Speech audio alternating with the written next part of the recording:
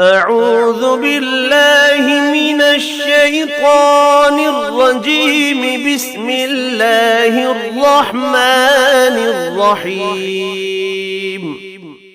إذا زلزلت الأرض زلزالها وأخرجت الأرض أثقالها